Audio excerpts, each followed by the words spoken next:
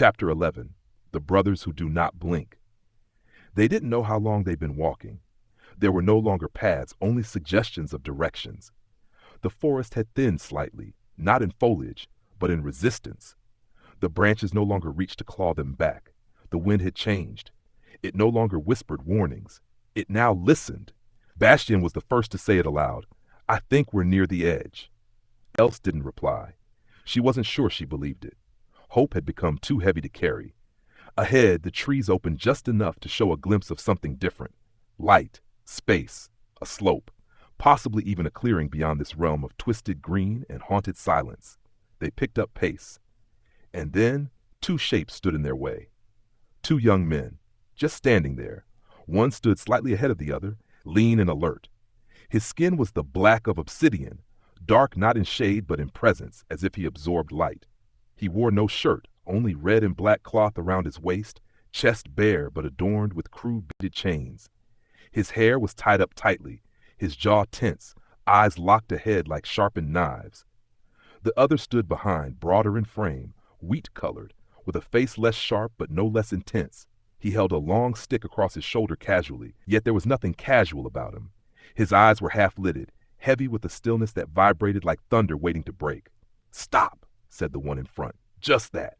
Stop." Bastien raised both hands. We're just passing through." "No one passes," the black-skinned one said. His voice had a grain to it. Not rough, but like stone on stone, ain't trained, unapologetic. Johannes took a step forward, nervous. "We're not here to cause harm. We're just trying to escape the forest. Please."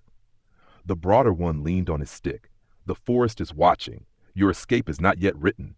"We mean no disrespect," Else said cautiously. "We just go back." This time it was both of them, in perfect unison. It was not a request. The air changed again. The warmth drained from it. What struck Else wasn't just their refusal. It was the total absence of empathy in their tone. They weren't being cruel. They weren't angry. They simply didn't care what she or the others felt. Their refusal was duty, performed even when no one was watching. And that, somehow, terrified her more than threats ever could. Suddenly, a roar. Else turned. Two Asuras burst through the trees behind them. One long-limbed and skeletal, its mouth split up to its ears. The other hunched and massive, dragging something metallic that clanged behind him with every step. Their eyes bled black fire. Their footsteps cracked roots. Their cries tore birds from trees. Bastien screamed. Johannes froze. The two young men, who had seemed so still, now moved, transformed, in a breath. The black-skinned one threw his arm forward, and a trident of fire appeared midair, landing in his palm with a sound like lightning snapping a river. The wheat-toned one tossed his stick aside and spun his body, and the air ripped open, revealing a whip of coiled black flame. It hissed like 1,000 serpents. The skeletal Asura leapt too fast to track, but he was already impaled midair. The trident had found him before his feet left the ground. The black-skinned young man yanked it down, splitting the creature in two, turning flesh to ash mid-fall. Else gasped. "I know this," she whispered, trembling. This is Vishnu Maya." Johannes turned, stunned. "And the other," she continued, eyes wide with realization, "his elder brother, Karinkuti." They were not gods of comfort. They were guardians of borders, of sacred lands, of secrets, of thresholds not meant to be crossed. Kshetrapalakas. Vishnu Maya let out a shrill war cry, tongue flicking between clenched teeth, his entire body vibrating with unholy light.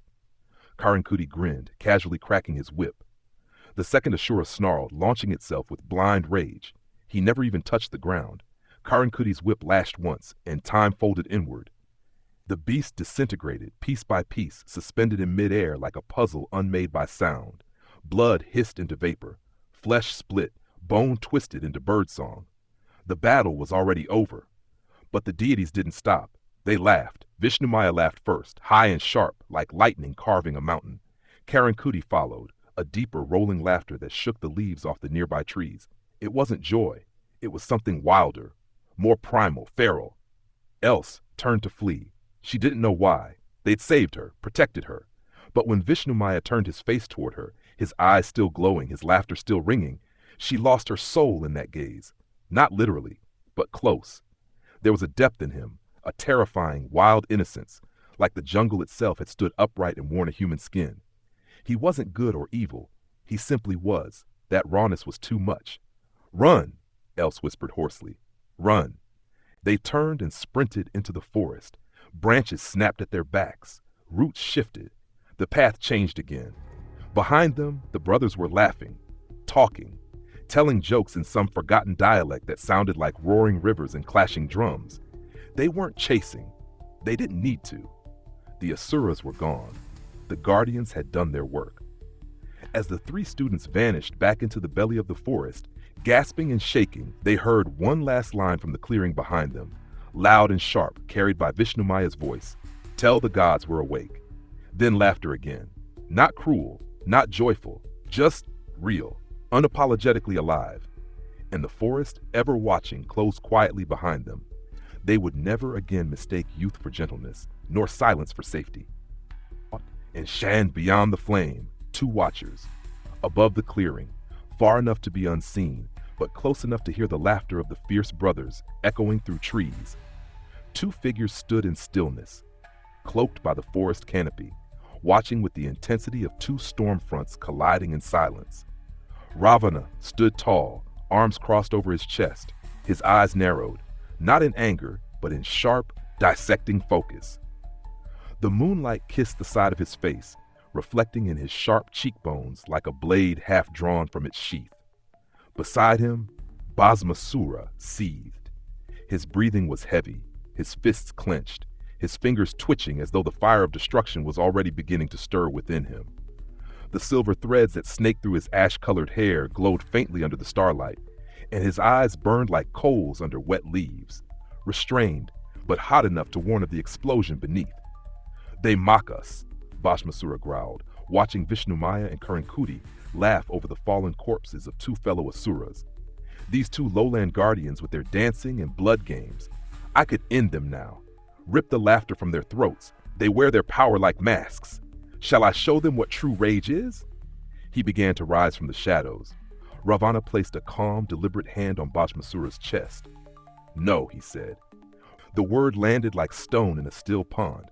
Bhasmasura snarled. "Why? Why hold back? Are we not risen from the memory of fire and forgotten gods? Are we to sit in the dark and watch our kin be torn apart like offerings?"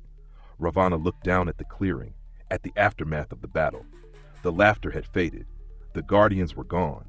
Only blood-soaked roots and whispering leaves remained. Because if we rise too soon, we announce our presence. We reveal our evolution. And that, my brother, is the greatest threat we now possess. He turned slowly toward Bhasmasura, his voice calm but filled with terrible certainty. "Let them believe we are what we once were, beasts in pursuit of power, mindless monsters chasing thrones we cannot hold. Let them prepare for fire and war and brute destruction."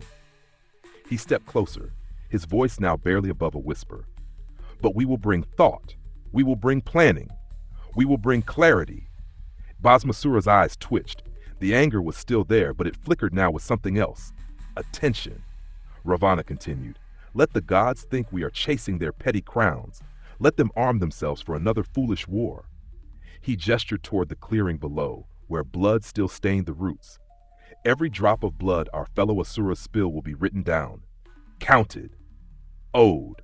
But this time, we will not collect in chaos. We will collect when it matters most, when they kneel." Bhasmasura looked at him, uncertain. "I don't fully understand this game you speak of, Ravana. My rage clouds my vision. It always has." Ravana didn't flinch. "I know," he said softly. "And that is why I speak, because I do not need your understanding yet. I need your trust." There was a long silence, the kind of silence that usually exists just before mountains collapse or stars are born. And then finally, Bhasmasura nodded. "I trust you. I trust your wisdom. I will hold the fire, for now." A breeze passed through them, and something happened. The trees near them withered. The vines recoiled. Leaves turned yellow at their edges. Even the moonlight seemed to pull back slightly, as though the very nature of the forest recognized the presence of something it could not contain. The soil beneath Ravana's feet darkened.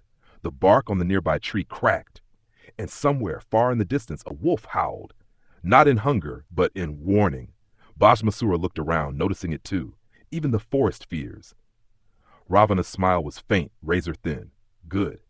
They stepped back into the shadows, letting the forest close around them, like a wound sealing slowly, leaving no scar.